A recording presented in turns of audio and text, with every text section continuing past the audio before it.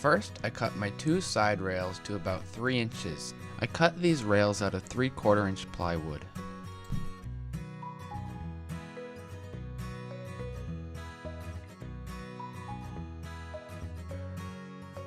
For the base of my sled, I decided to use 3/4 inch MDF board because it's perfectly flat.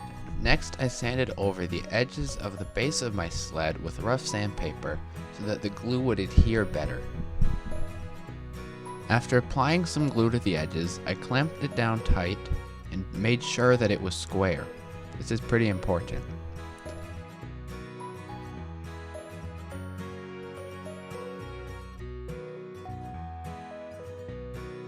I then flipped it over and pre-drilled holes about every 6 inches for where the screws would be.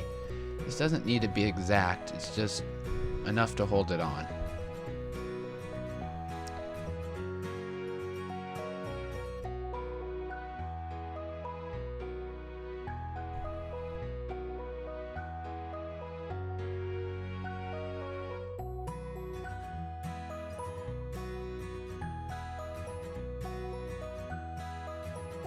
Once I had the first rail screwed on tight, I removed the clamps and flipped the sled over and repeated the same steps on the other side.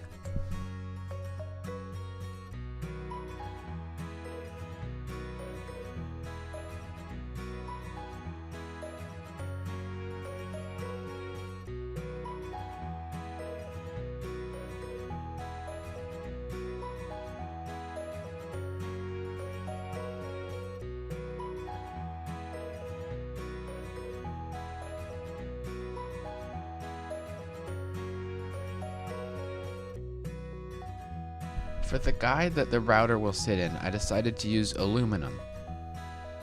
I cut this 1-inch aluminum pipe to fit between my two guides for the router.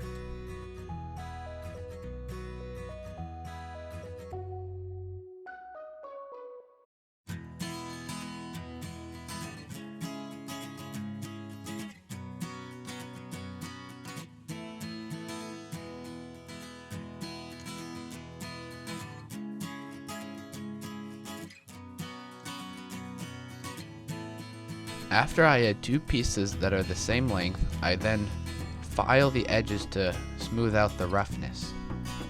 I then clamped these support pieces to the two rails that I was using for my router and drilled a hole in each corner to allow for a bolt to pass through and hold everything together tight.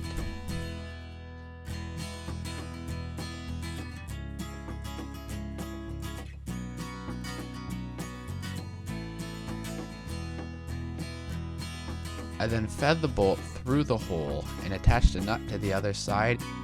I only videoed the one side, but it's you do the exact same steps on the other.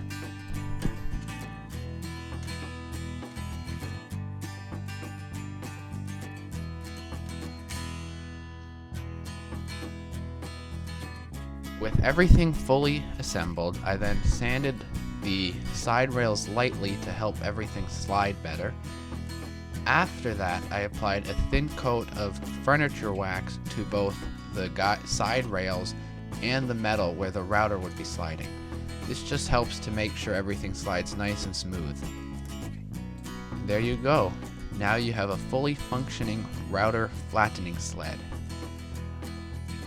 If you're interested in how this works, be sure to check out my next video where I use this router sled to flatten an end-grained cutting board. If you enjoyed this video, then please like and subscribe so you don't miss out on any more videos like this one.